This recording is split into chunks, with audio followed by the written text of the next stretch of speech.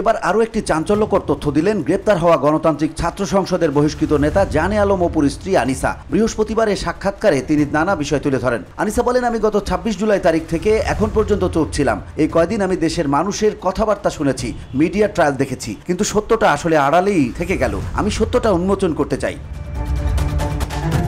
তিনি বলেন, জানে আলম অপু অসহায় একটা ছেলে, ওর বাবা মা কেউই নেই, ওকে ব্যাকআপ দেওয়ারও কেউ নেই। ওর বুকে শুধু সাহস ছিল, দেশের জন্য কিছু করবে এই স্পৃহা ছিল। অপুর স্ত্রী জানান, গ্রেপ্তার হওয়ার আগে গোটা একটা রাত অপু অন্য জায়গায় নিয়ে যাওয়া হয়। বেআইনিভাবে সারা রাত তাকে রেখে মানসিক অত্যাচার করা হয়েছে। ভিডিও ক্লিপ বানিয়ে কেটে কেটে জোড়া লাগিয়ে এখন ছাড়া হচ্ছে।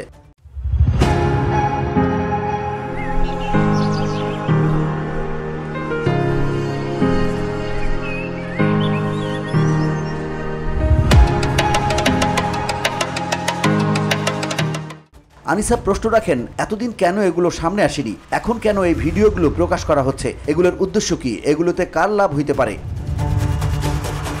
তিনি আরো জানান, অপুকে তুলে নিয়ে যায় একজন রাজনৈতিক নেতা। তাকে কোথায় নিয়ে যাওয়া হয়, কোথায় রাখা হয়, তার সঙ্গে কি করেছে সব প্রমাণই আমার কাছে আছে। অপুর স্ত্রী জানান, এসব কিছুর উদ্দেশ্য ছিল একটাই, যেন এক উপদেষ্টার নাম নিয়ে আসা হয়। অপু কিন্তু কোথাও বলে নাই একজন উপদেষ্টা তাকে চাঁদার টাকা এনে দেওয়ার জন্য চাপ দিয়েছে। 4 দিন রিমান্ডে যখন ছিল তখন পুলিশ বিভিন্নভাবে ওকে ব্ল্যাকমেইল করেছে শুধু একটা নাম প্রকাশ করার জন্য, সেটা হচ্ছে উপদেষ্টা আসিফ মাহমুদ সজীব ভুইয়া।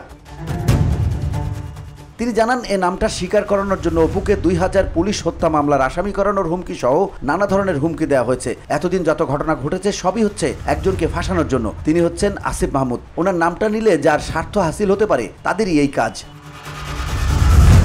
আনিসা বলেন, আমি যখন 8 আগস্ট অপুর সঙ্গে দেখা করি তখন ছেলেটা কান্না করে করে বলেছে, আমার হাতে আসলে কিছুই ছিল না। আমার অবস্থা এমন ছিল যে তখন যদি আমাকে বলে আমি মার্ডার করছি তাহলে আমার তা স্বীকার করতে হতো।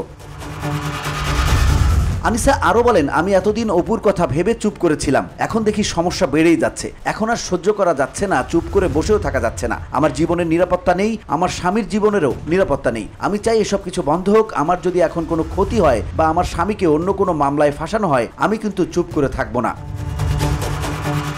VOD Bangla news desk.